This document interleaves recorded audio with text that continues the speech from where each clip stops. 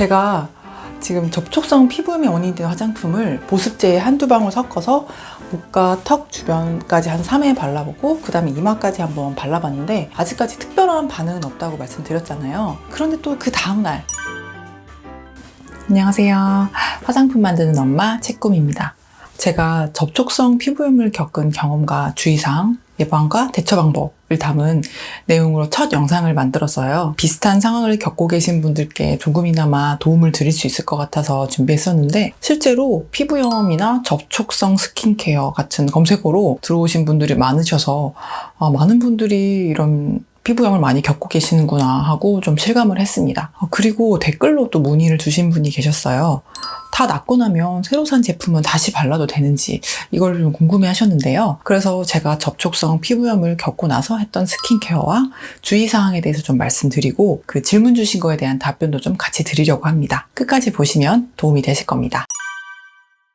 지금 접촉성 피부염을 겪은 후 우리 지금 피부가 어떤 상태인지 한번 짚고 넘어가야 됩니다. 저도 다행히 피부과에서 처방받은 약이랑 연고가 효과가 좋아서 한 4일 만에 붉은기만 여기 좀 남아있고 정말 많이 좋아졌었어요. 처음이랑 사진을 한번 비교해 보셔도 되게 느껴지실 텐데 그래서 이제 괜찮은 건가? 이런 오해를 할 수도 있을 것 같아요. 하지만 문제는 겉은 괜찮아 보이지만 속은 아직 회복이 안 되었다는 점입니다.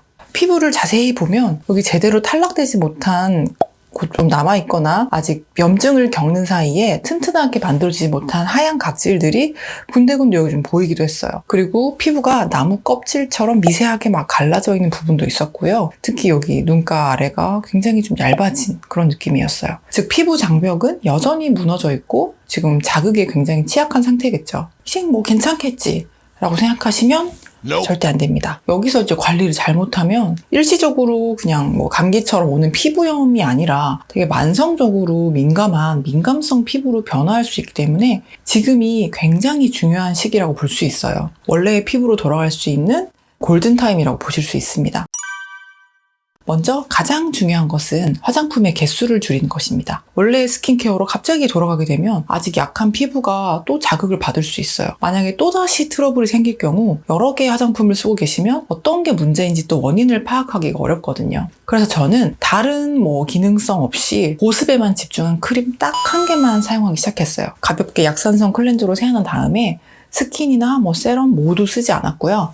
크림 딱 하나만 사용했어요. 혹시 또 모를 트러블을 방지하기 위해서 향료라든지 기능성 원료 없이 피부 장벽과 유사한 성분 또는 피부 장벽 강화에 도움을 줄 수 있는 성분이 있는 걸로 사용하는 것을 추천해 드립니다. 그리고 꼭 피부염 이유가 아니더라도 그런 민감성 피부 같으신 분들은 정말 이런 기본에 충실한 보습제 딱 하나만 발라주시는 게 좋아요. 저는 이제 화장품 만드는 엄마라는 닉네임으로 있지만 저는 아이를 키우는 엄마인데요. 그래서 이렇게 다른 성분 없이 보습에만 중점을 둔 제품은 아이들이나 온 가족이 같이 쓰기도 참 좋고 민감성 피부이신 분들에게는 아주 필수인 것 같아요. 근데 하나만 발랐더니 좀 건조하다, 좀 부족하다 싶은 경우도 있겠죠. 그럴 때는 다른 제품을 추가하지 마시고 같은 보습제를 한 번 더 발라주시거나 아니면 잠들기 한 30분 전에 조금 여기 더 발라주시는 식으로 보완해 주시면 좋을 것 같아요. 이렇게 저는 최소 일주일 이상 한 개만 썼던 것 같아요. 좀 더 피부가 괜찮아지고 나면 저는 원래 쓰던 세럼을 크림 전에 한번 추가해서 또 한번 관찰해보는 식으로 그렇게 사용했어요. 보습제 한 개부터 사용하면서 내 피부 상태를 관찰하고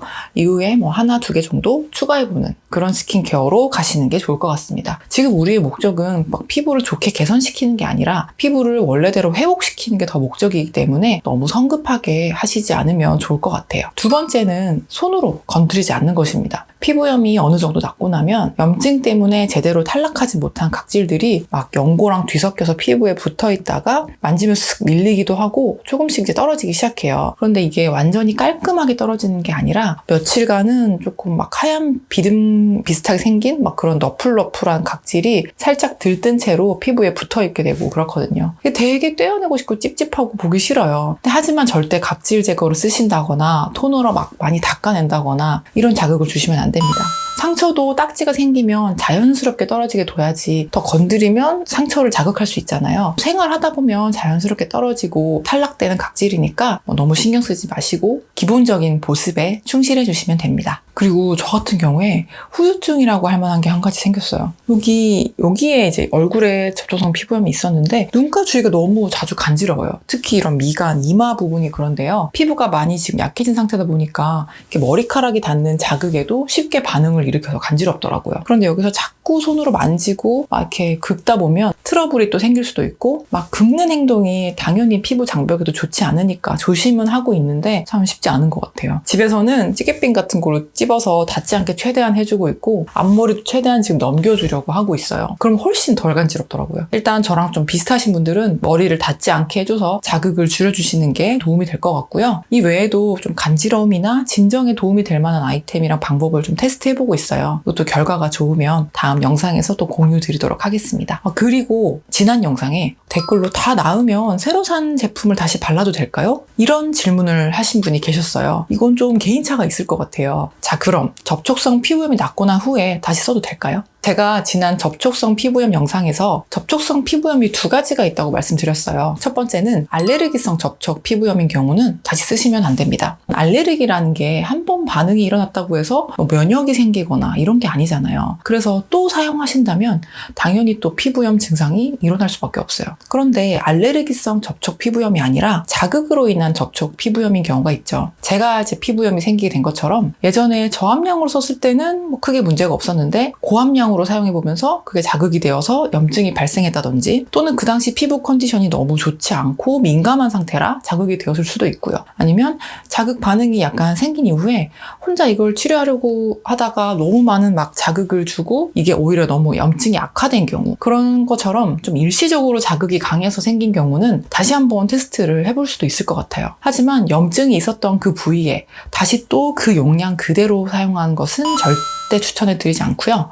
제가 처음에 화장품 딱 한 개만 쓰라고 할 때 말씀드렸던 아주 기본이 되는 심플한 보습제 있죠. 거기에 소량 이렇게 섞어서 테스트를 해보시는 겁니다. 그래서 저도 직접 테스트를 해봤어요. 그럼 목이랑 턱 주변에 발라봤는데 보시다시피 아직 특별한 반응은 없습니다. 한 3번 정도 썼는데 아직은 괜찮더라고요. 이렇게 조금씩 테스트를 해보시고 그래도 뭔가 예전과 비슷한 붉어짐, 따가움, 간지러움 등의 자극 반응이 있다. 그러면 그 성분 자체가 안 맞으시거나 아직 피부 상태가 좀 회복이 더 필요할 수 있기 때문에 바로 사용을 중단해 주시면 됩니다.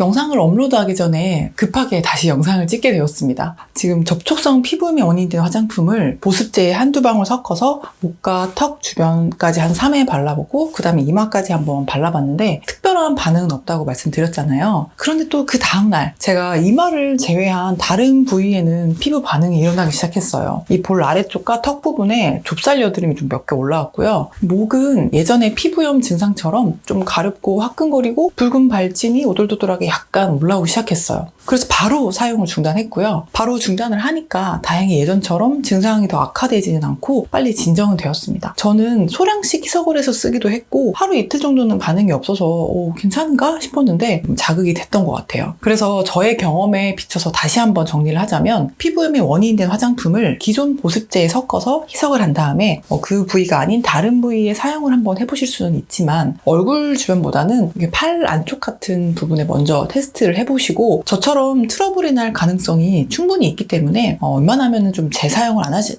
편이 안전할 것 같다는 생각은 들었습니다. 이 점 꼭 참고해 주시면 좋을 것 같아요. 접촉성 피부염을 겪은 후의 스킨케어 방법, 주의사항과 함께 댓글로 남겨주신 질문까지 한번 답변을 드려봤어요. 이렇게 또 질문을 해주시고 또 제가 직접 해보면서 답변을 드리는 영상을 준비하니까 저도 더 보람도 있었고 더 열심히 만들 수 있었던 것 같습니다. 앞으로도 스킨케어와 피부에 대해서 제 경험들과 유용한 이야기들을 담아서 영상으로 준비할 거고요. 궁금하신 점들은 댓글로 남겨주시면 제가 최대한 또 답변 드리도록 하겠습니다. 지금까지 영상 봐주셔서 감사합니다. 화장품 만드는 엄마 채꿈이었습니다. 감사합니다.